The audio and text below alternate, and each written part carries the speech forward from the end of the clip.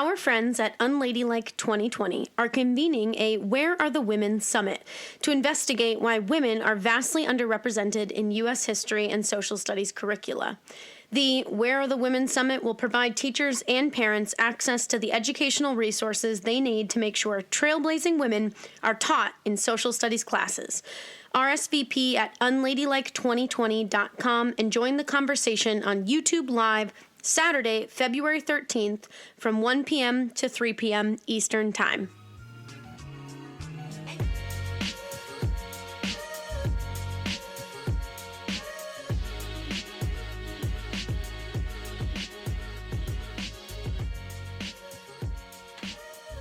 Hey, Kelsie. Hey, Brooke. We want to tell everyone what's happening in today's episode. Today, we are going to talk about how most people don't learn women's history because we didn't get there in time. And we're going to talk about the Fabulous Five, which is not a name that anybody actually calls these people. I'm pretty sure that's a basketball team at some point.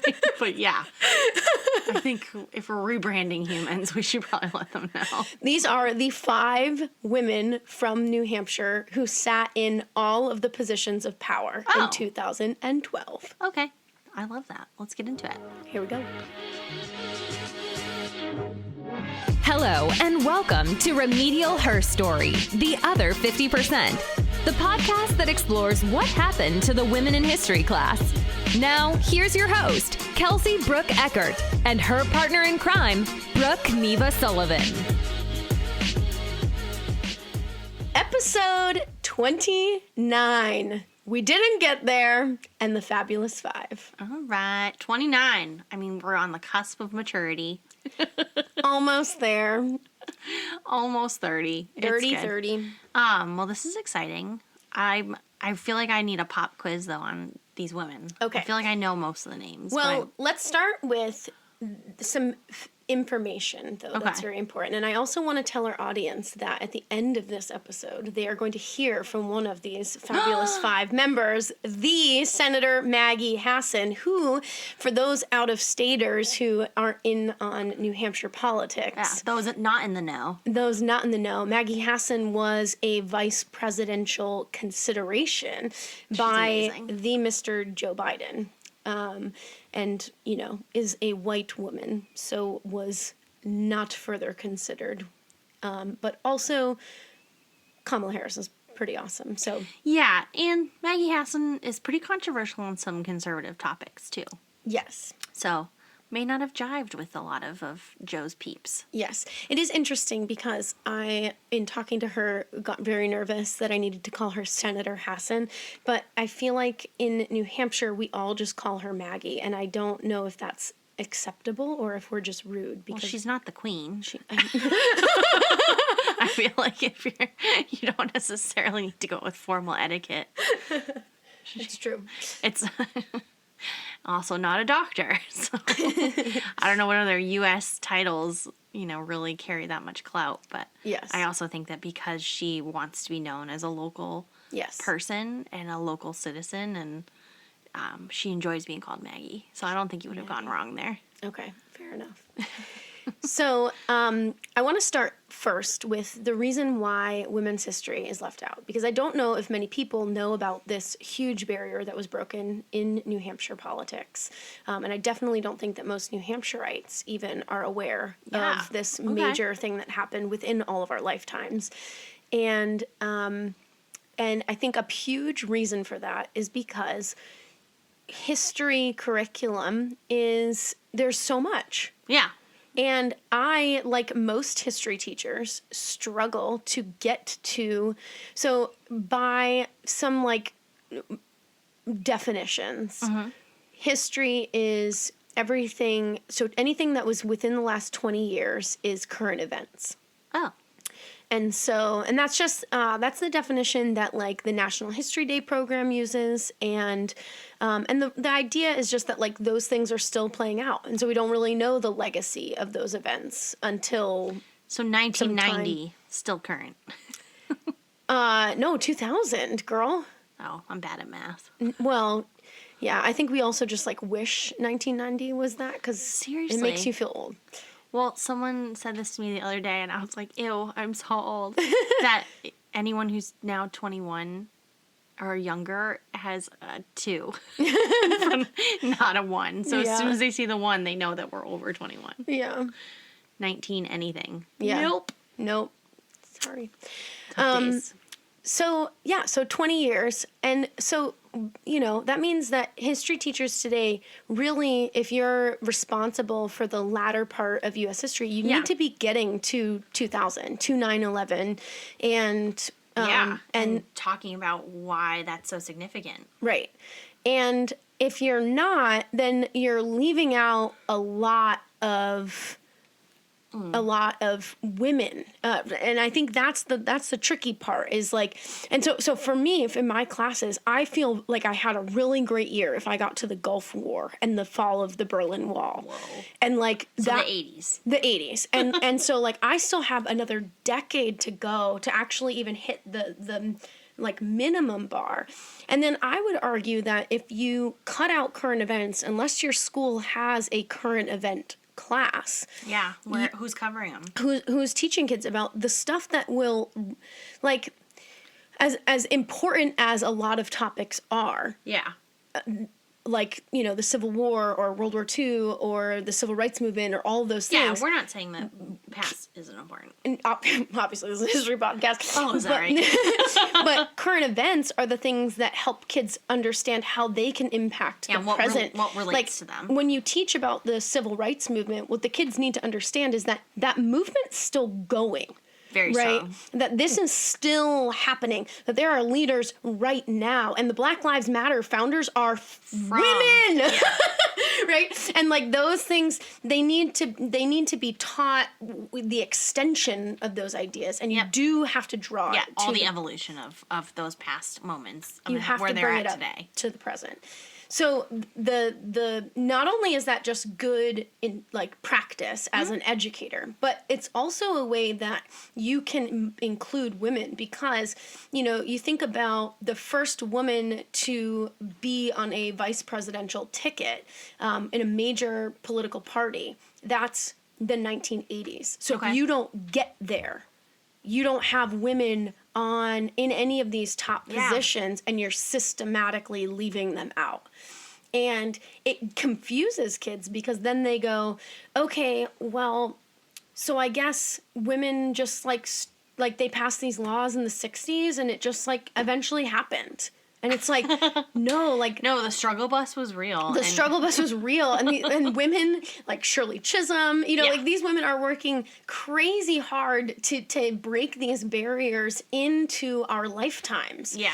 And that there's this general lack of appreciation for the struggle, the current that struggle, or maybe the recent struggle to make those things happen.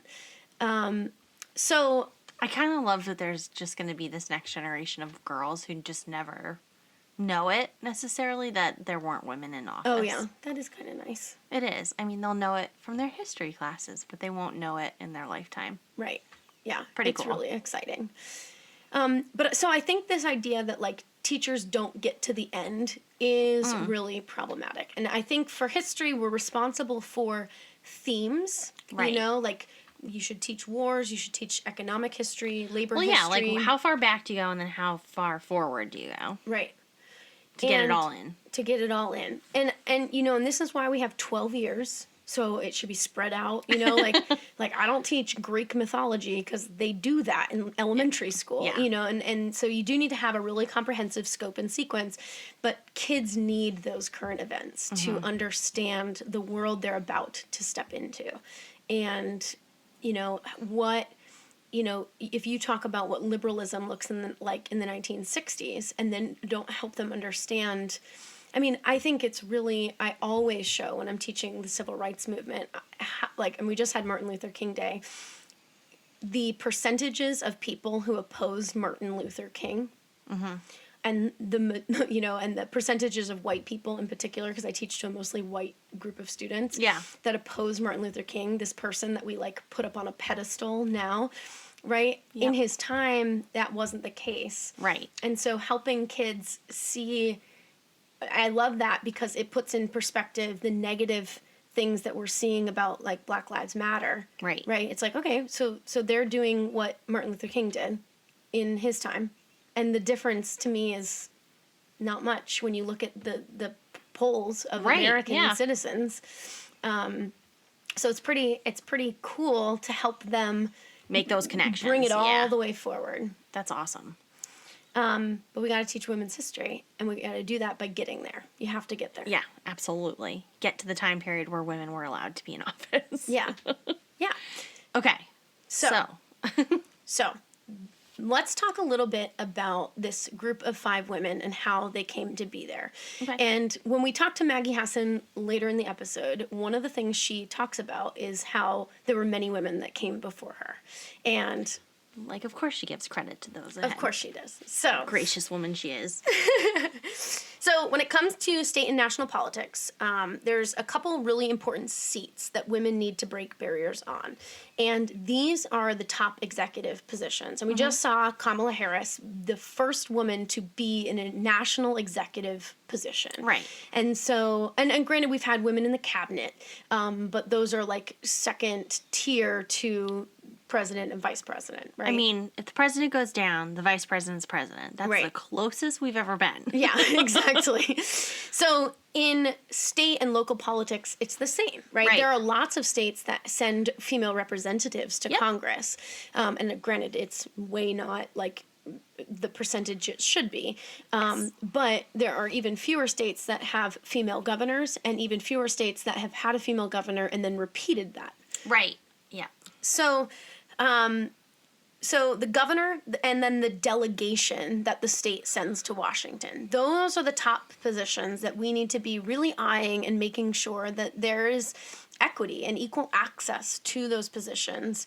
And so, while New Hampshire was not the first state to get any women into any of those offices, we were the first state to have an entirely female delegation. Yeah. So we have 2 senators like everybody else, and then 2 representatives as a portion of our population, and then the governor. Right. So those 5 seats were all filled by women in 2012. It was fun. It was a good time. So, so the first of these major seats that women took control over was the governor positions. 20 out of our 50 states have never had a female governor. Did you know that? 20? 20 of 50 that states. That seems really high. Yeah. It's a lot. Are they mostly Republican states? Mostly southern states. So, yeah. 2 women previously filled in the duties of governor in the absence of leaders. So there were like weird situations that happened in those states, and women were there for like a day or 2 days or a week.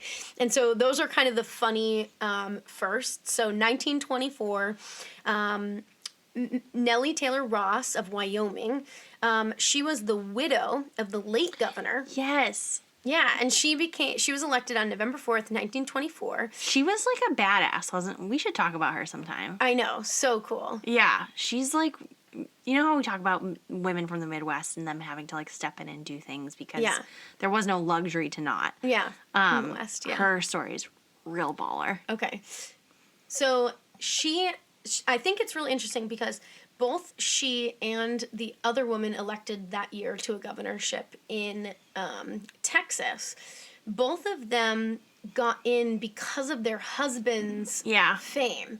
And I thought that was a really weird, like, monarchy thing that was going on. Like, it is, but it's not surprising. Yeah. I guess it's like, Hillary Clinton comes to mind. Yeah, well, and, you know, I don't know, that's kind of like what you see. It's like, if you just stand by him now, it'll be your turn next kind of thing. And so, like, a lot of these women get these men elected and help them get into office. And it's like, move over. You now have to make room for me, too. Miriam Ferguson of Texas, this is a very interesting thing that I was like, whoa, loophole. Her husband had been the governor previously, and he had been impeached and removed. And so she ran for office, and they got back in the governor's mansion. And I thought that was fascinating. That's allowed. Yeah. Well, I guess you personally don't get impeached as a wife. Right.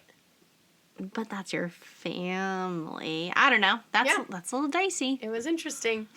So I don't know. I just think it's fascinating that the first women to get into governorships did it through their spouses, and that connection obviously is really important. So the record for the most number of states to have female governors at the same time is 9. So in the history of the United States, only out of the 50 states at any one time, only 9 have had female governors. So that's not even 50%. No. Like that's not even a quarter, right? Like this is crazy. So I just think that's wild that this is such a clear barrier that it's like, why are executive offices so difficult to see women in? And I think a piece of it is it's so much power, right? It is. And I mean, just getting women to think that they could be qualified to run is like step 1 problem. Because I bet if you pulled up resumes of most of the women that ran for governor and a resume of most of the men, it'd be very different experience backgrounds. And I bet a majority of the women have JDs, if not doctorates. Like, it had to be highly educated, almost overcompensating for being a woman. Yeah. Yeah. Alabama, Arizona, Connecticut, and New Mexico are the only 4 states to have elected female governors from both of the major parties, which I thought was interesting. Arizona was the first state where a woman followed another woman as governor. So they repeated. Go Arizona. I know. Good job, Arizona. Only 3 women from ethnic minorities have ever been governor. Only 3 women in all of American history. Whoa, that's surprising. Yeah, and I mean, like the fabulous 5 that we're about to talk about, all of them are white women. So true. Yeah. So I think that's a theme that we'll see. But also, 93% of New Hampshire is white. So there's that. Yeah, there's that. And think about the demographics of women who are allowed to go to college in certain So there's a lot of data that goes into why probably there's mostly white women in power. Yeah. Which is unfortunate. And hopefully will shift in our lifetime. So that's the backdrop to our first woman in New Hampshire. Mm-hmm. Okay? It's 1996. 96? Jeez. Things are... I'm not sure what's going on in 1996. My sister was born in New Hampshire in 1996. Wasn't it when that teacher had the affair with her student that made all the news? Oh. Wasn't that 96 or 98? Do we want to rehash that? Let's not. But Teachers that do that make me lose my marbles. But that was like the big thing that New Hampshire was known for, because she's like the only inmate. Oh, interesting. Was that in 96? Now I gotta look at it. Okay. Well, in better news, Jean Shaheen, which is like the name. I mean, like if you want name recognition, Jean Shaheen is the way to go. Talk about like a great campaign name, too. Oh my gosh. It's not like her name's like Barbara Cookie. It's like Jean Shaheen. It just rhymes. It rhymes. It's perfect. Jean Shaheen is elected governor in 1996. She is New Hampshire's first female governor, which by no means a national record, okay? She is reelected in 1998. She's elected again in 2000. Okay. And she was technically not the first woman to serve as New Hampshire's governor, but she was the first woman elected to be a New Hampshire governor.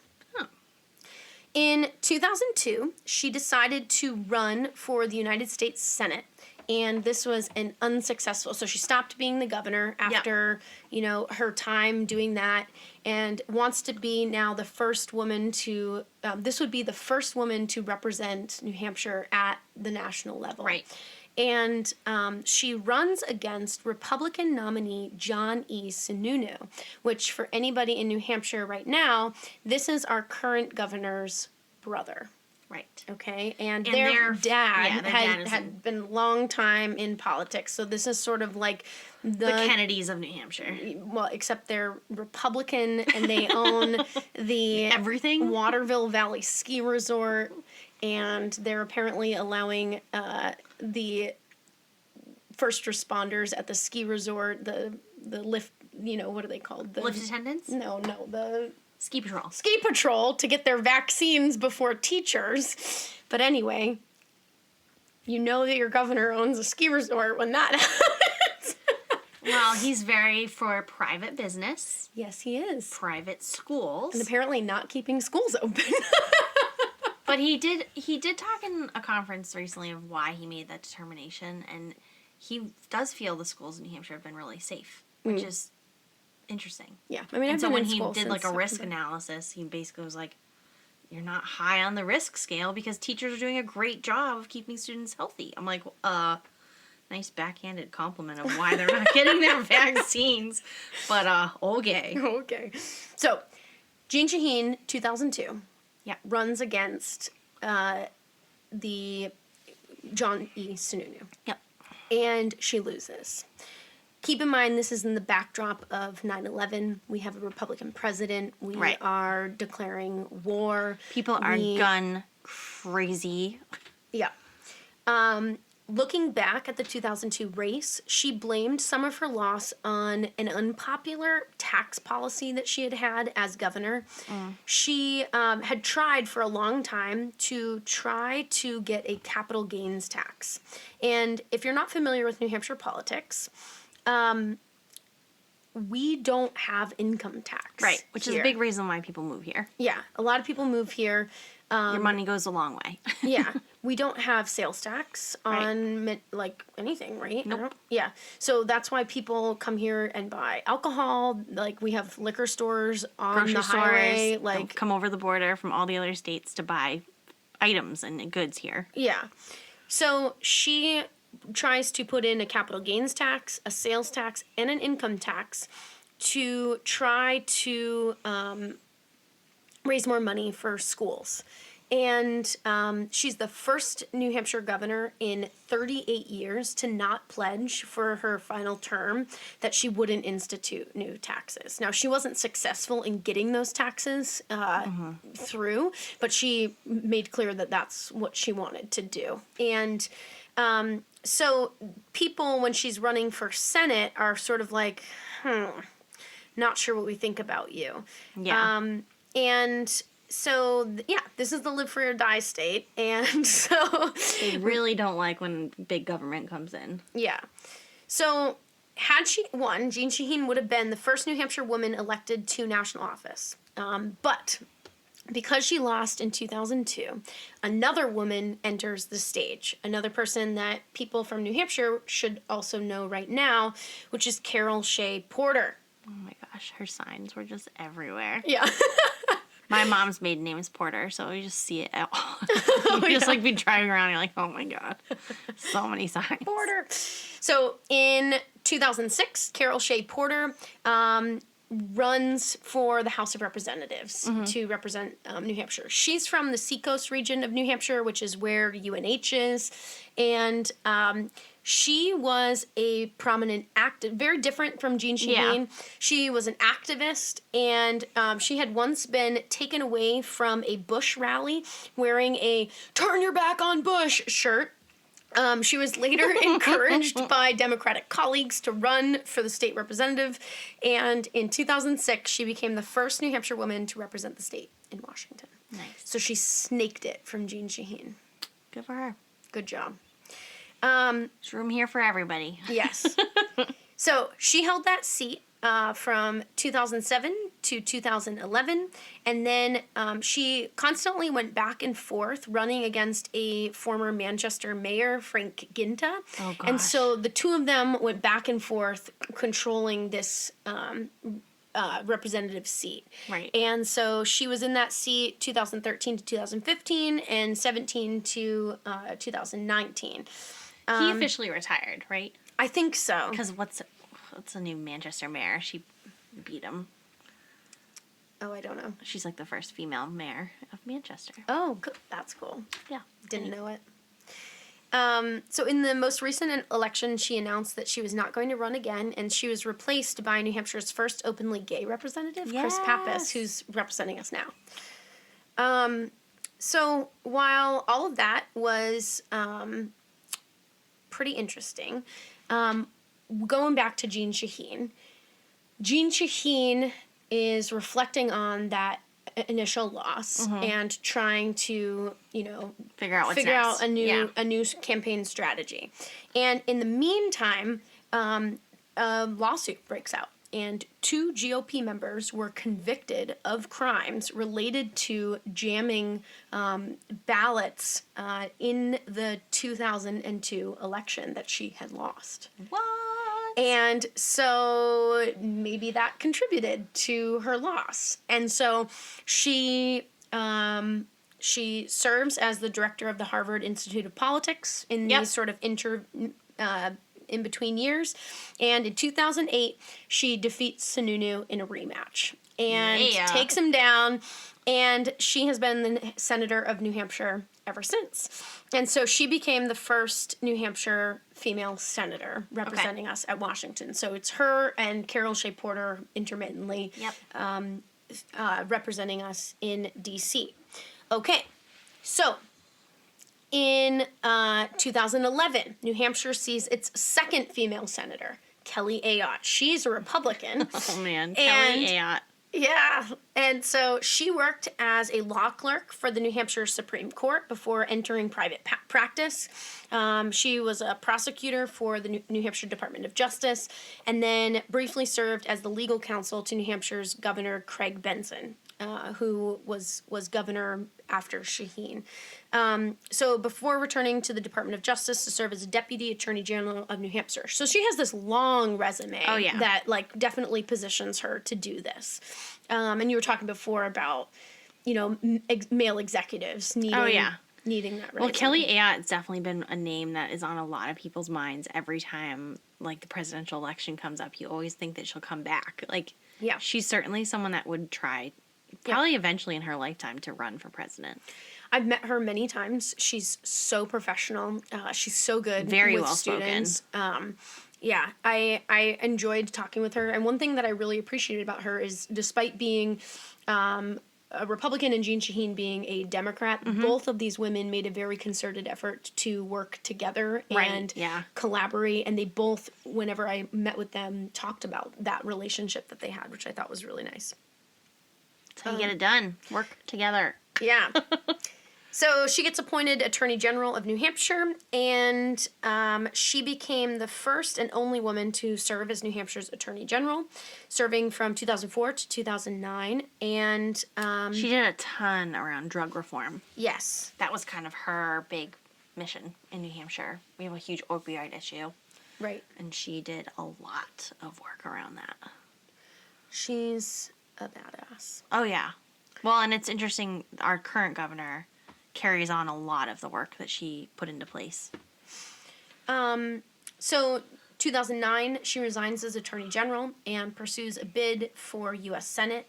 And she, Judd Gregg, who had been a 3-term incumbent in the Senate seat, announced his retirement. And he was a conservative, and so she sort of slips right into filling that conservative seat and wins. Enter Annie Custer. I love Annie. I do have a really funny story about Annie Custer. So please tell. This summer I probably have one very similar. This is such a New Hampshire story because only in New Hampshire do you randomly bump into politicians in anywhere, presidential candidates, whatever. Oh my god, yeah, I saw Bill Clinton at the Lucky Dog. Yeah. That's hilarious. It's what up, former Mr. President? So, I'm sitting on Squam Lake this summer, and Squam Lake everybody knows Winnipesaukee, which is great. Well, Squam Lake is it's famous for a movie that was filmed there forever and ever ago. In Golden Pond. Yeah, exactly. Yeah. So, but it's beautiful, and it's near Winnipesaukee if you need geography. But anyway, I'm sitting at the library waiting for my husband to show up. They were out on a boat somewhere. Yeah. And I'm sitting there stealing the Wi-Fi from the library. Shocker. And I'm sitting across from this lady. She's wearing a hat and sunglasses, and we're both just chit-chatting. Chatting. And then finally she takes her sunglasses off and she goes, "So I'm Annie Custer." I love that. So and I was like, oh my gosh, much. You're so cute. I met her when she first ran. She was running her first election. She was at the Plymouth Senior Center doing a talk. Mm-hmm. it was so hot. It was like 90, 100 degrees inside the senior center. And if you've ever been, it's an old train station, so there's no AC. Oh my gosh. So it was just like all these like warm bodies just standing next to each other, Stewing. sweating, listening to her talk, and she was just like, "It's fucking hot in here." Did she say that? And I was like, "Vote! I'm voting for you." Like, who's gonna swear in front of old senior citizens? I'm like, this is the best. And her campaign manager was like right near me, like close to the door, and he's like, "Are you fucking kidding me?" And I was like, "Yes, I love this team." That's hilarious. She's great though. She makes a point to get to so many small local events that just like don't get championed very often, and so it's great that she like really gets behind a lot of those things. So it's interesting because all of these women came to their positions in very different ways. And her sure. path to running for representative is she was a career lobbyist in New Hampshire, which I did not realize. I didn't know that. And apparently she never uses that word and doesn't like that word. So Interesting. She got involved with Big Pharma in New Hampshire, and so she was actually like lobbying on their behalf, despite the opioid crisis that we're having in our state. And so that's one of the interesting sort of scandals, if you will. And so she lobbied against getting some drugs that are often used as like date rape drugs. She argued that they should be legal to possess, and which I thought was really bizarre from a woman's rights and like other. Yeah, but she definitely stands on access to health care, no matter what that is. So I'm wondering if that has something to do with it. Yeah, maybe. Who knows? But she was one of the first people I knew in New Hampshire that got behind Planned Parenthood when that whole firestorm was happening. Which I was like, you'll always have my vote. Yeah, yeah. Even though I don't get to vote for her because she's not in our district. Yeah. But I do get to vote for Chris Pappas, which is nice. Yeah. So she runs for the House of Representatives in 2010 and lost. But in 2012, she went back for a rematch against Charles Bass and won. Okay? So, Charlie Bass. Charlie Bass. Okay. Yeah. I'm with you. So, if you are thinking that New Hampshire was immune from sexism, because look at all these women that are just like the story rising. you're lining up, I'm like, definitely immune to sexism. Okay. New Hampshire. So 2014, she runs for re-election against Republican State Representative Merlinda Garcia. Okay, so here's a woman running against a woman. And in October of that year, one of the state representatives, Steve Valencourt, a Republican, compared Garcia's looks favorably to Custer's in a blog post. He said, quote, "Let's be honest. Does anyone not believe that Congressman Annie Custer is as ugly as sin? And I hope I haven't offended sin. Period. End quote." Ew. Yeah, that was said. Let's put a picture of him on the website. Yeah. Judgment for all. Gross. So one thing that I really appreciated about Merlinda Garcia, the Republican who's running against Annie Custer, was she replied in a statement that his comments were, quote, sexist and have absolutely no place in political discourse. Yeah. Get it, girl. Custer beat Garcia 55 to 45. Ooh, good race. That's a good race. Yeah. So, as of 2012, New Hampshire has had an all-female delegation to Washington. Yep. Okay? Enter Maggie Hassan. Ugh, so cool. Here she comes. Hassan ran for state senate, and she lost. And then she won 2 consecutive terms. So, ladies, if you're wondering, should I run for office? The answer is yes. Yeah. And you might lose. But then you might become Maggie Hassan, you know? So, like, just do it. Okay. So, she won 2 consecutive terms. She became the majority leader in the state senate, and in 2008, before losing re-election in a 2010 rematch with Prescott. So, she declared her candidacy for governor in October of 2011, and she wins with 55% of the vote, becoming the state's second female governor. Nice. So, in 2012, New Hampshire became the first state in the Union to have an entirely female delegation and a female executive. But things got even juicier. Oh, do tell. Okay. She won re-election in 2014, and in 2015, she announced her candidacy for U.S. Senate in 2016. She challenged incumbent Republican U.S. Senator Kelly Ayotte, and the race was considered one of the most competitive U.S. Senate races that year. It made national news. Yeah, big time. It was a huge deal. And keep in mind, this is when Trump is running for office, and poor Kelly Ayotte, being a Republican, Didn't bode well for her. did not bode well for her. She was really stuck as a woman. Didn't Trump not support her? Like, didn't say anything about her? Yeah, she didn't come to one of his rallies because she was like, I can't back him after the tapes came out with his sexist comments about women, and she's like, I just can't do that, and so he didn't basically throw turned his weight back behind her, exactly. and so. I don't think that's the only reason. Maggie Hassan was incredibly popular governor. And so Maggie Hassan ran. And so today, Maggie Hassan and Jean Shaheen are the two senators from New Hampshire. All right, Brooke, let's take a little break. Okay. And we'll be right back. Awesome. For lesson plan ideas and how to teach women's history, go to our website, www.remedialherstory.com. You can also follow us on Instagram or Facebook. If you think what we're doing is needed, please consider joining our Patreon community. Through Patreon, you can sponsor a podcast with a small donation. Patrons get access to behind-the-scenes information, gear, and bonus episodes. Patreon allows you, the listener, to ensure that the shows you love continue. This episode is sponsored by our patrons, Kent and Jamie Heckel from Ohio, Leah Tanger from Connecticut, Sarah Reardon from New Hampshire, Barbara Tisler from New York, Mark Breyer from wherever his van has wandered, Jeffrey Eckert and Brooke Neva Sullivan from right here next to me. Thank you so much for your contributions to this podcast. You make it possible.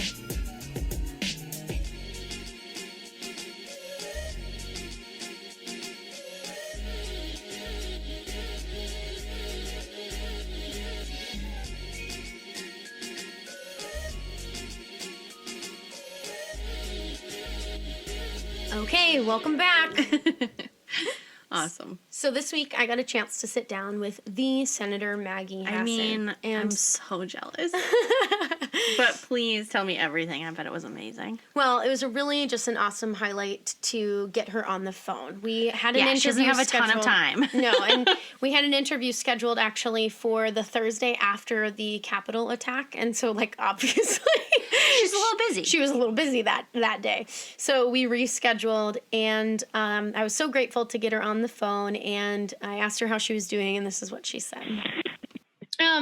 Well, I hope everything's going well for you in DC. I know it's been a really wild time this last month, so I'm just grateful to get you on the phone.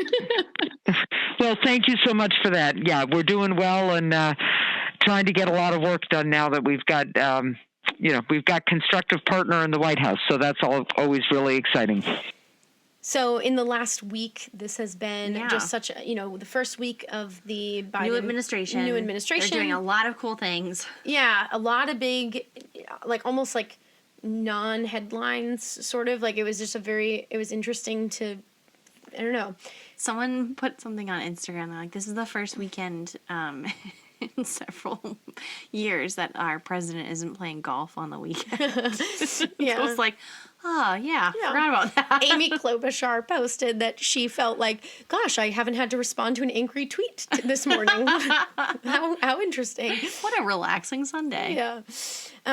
So anyway, it just fascinating. And so I asked her what she thought about the election of Kamala Harris in this last, week's historic inauguration. Awesome. And this is what she said. Well, first of all, just on a personal level, Vice President Harris and I arrived in the Senate at the same time. And since then, she's become a close friend and a colleague. So I was both honored and just so excited to be at her inauguration, and obviously the inauguration of now President Joe Biden too. Kamala Harris's election is so important and historic for any number of reasons, but not only her being the first woman, but her being the first woman of color is really pivotal, because women of color in particular have been underrepresented in really all areas where people exercise power, whether it's in government or the economy. And so to see her take on this role is a huge moment in our country's history. It's a huge reminder, too, that she will be focused on not only being the first woman, but certainly not being the last one in this particular role. And I really love the fact that she always talks about that focus coming from her own mother, that her mother would say to her, Kamala, you're going to be the first at a lot of different things. Your job is always to make sure that you're not the last. And when you just see the reaction of girls and women who can see themselves in Kamala Harris to her election and to her taking office, it is a reminder of how important role models are. It's a reminder of how important it is for every American to believe that they can exercise their talents and energy as they see fit and make a difference because of that. So I wish she said more. I just want more Maggie.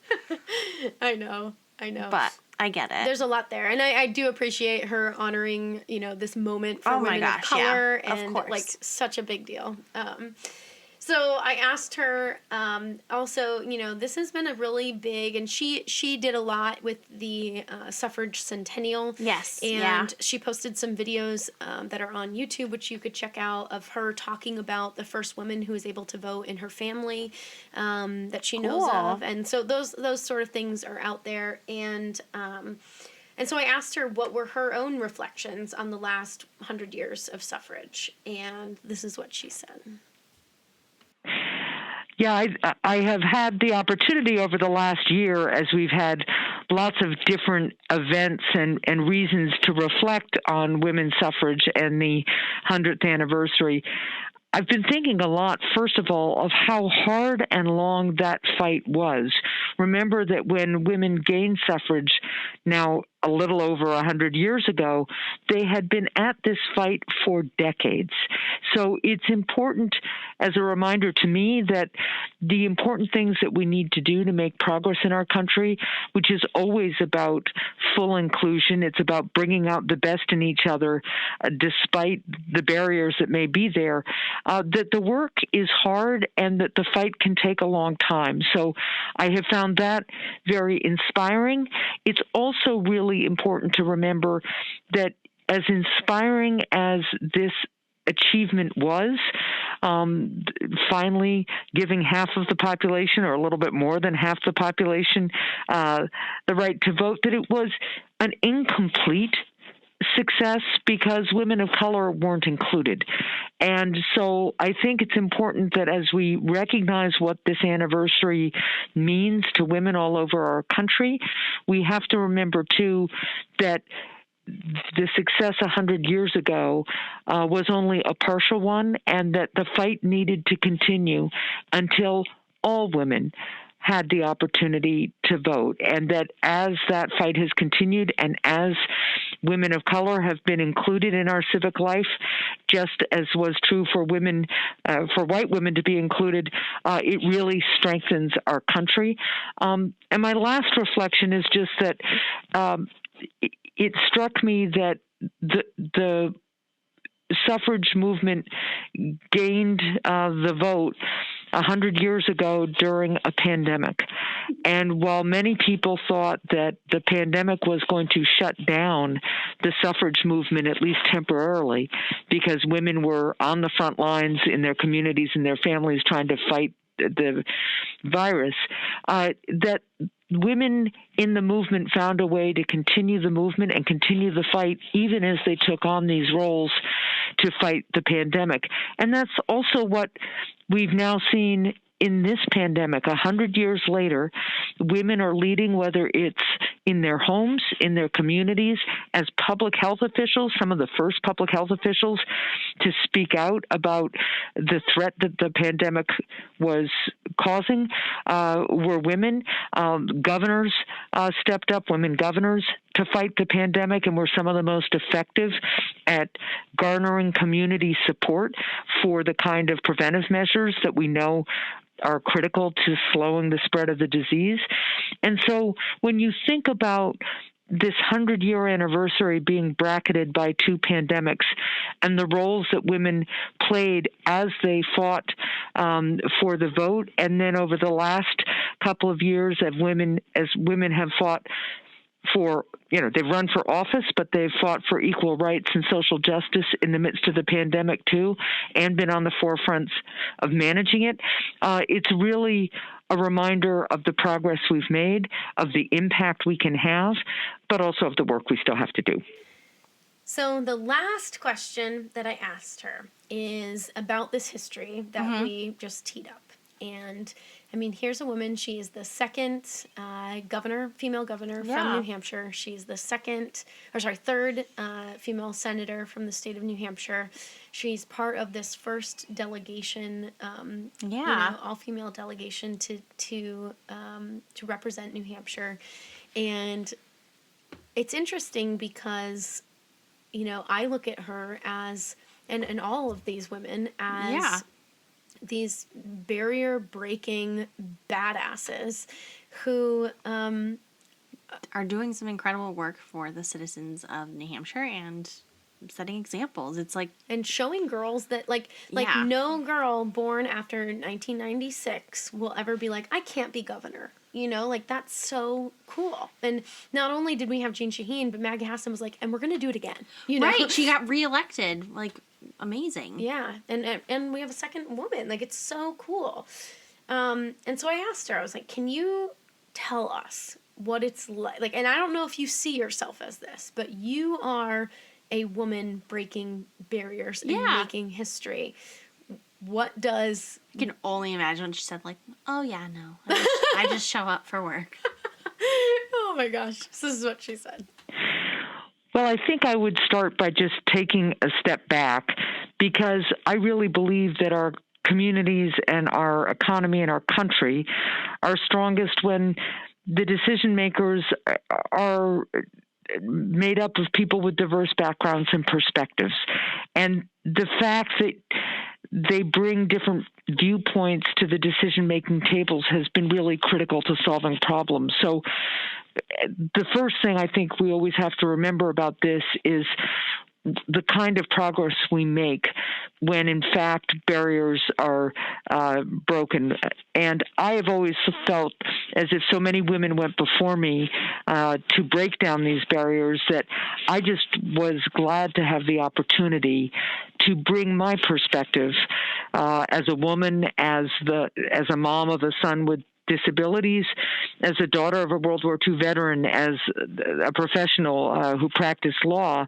I've just been really grateful to be able to come into these roles, earn the trust of voters, and do my best to make a difference, informed by those different experiences and perspectives that I have. I'm keenly aware that I wouldn't have had the opportunity to do these things if it weren't for the women who came before me, the suffragists that we just talked about a couple of minutes ago, Jean Shaheen for sure, as well as so many of the women who ran for House and Senate in New Hampshire in our volunteer legislature before it was a typical thing. What they all did was make it much easier for voters to get used to seeing women in positions that historically had been occupied by men, and for much of our history, exclusively occupied by men. And they also showed voters that women could do this well and that their different perspectives could improve the results that they brought for their constituents. I always have to think about the fact that Women, of course, still face some barriers in this work we do. You have to be conscious that there are stereotypes and biases that impact the way people perceive you.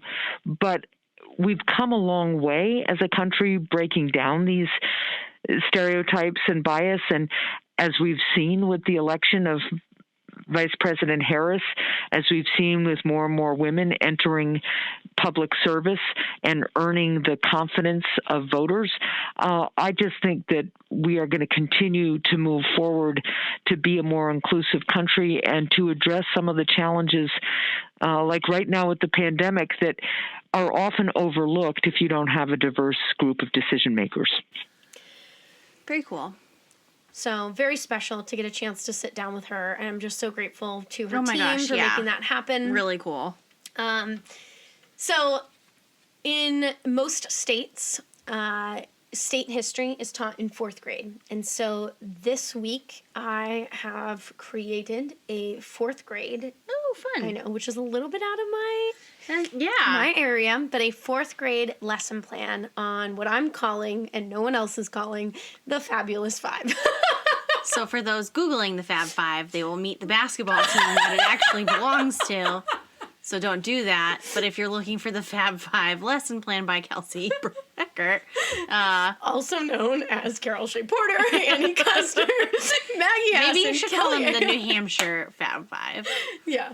Really put a label on it, because otherwise everyone's going to look at the ESPN doc. They're going to be like, this doesn't make any sense. Yeah, no. It's good. But cool. Very cool. So 4th grade lesson plan Up on the website. For the kiddos to check out. And She was a kid coming in with a lesson plan. Can we do this today? Yes. 4th graders, you're a new audience. Brooke promises not to swear. And I do not promise that. Turn away now. Go find your mother. Or father. Or co-parents, grandmother, whoever's in charge of your guardianship. Go see them and tell them you're listening to this podcast. Yes. And tell them that you shouldn't be. No. But teachers, hey, there's a 4th grade lesson plan on the website. Yeah. Oh, Brooke, it's awesome to chat with you. I know, always. Thanks, Kelsie. I'm Brooke Sullivan. I'm Kelsie Eckert. See you next time. Thanks so much for listening to Remedial Herstory, the other 50%. Please subscribe, rate, and review wherever you listen to your podcasts to bring more voices to the conversation. We really appreciate that effort. Until next time.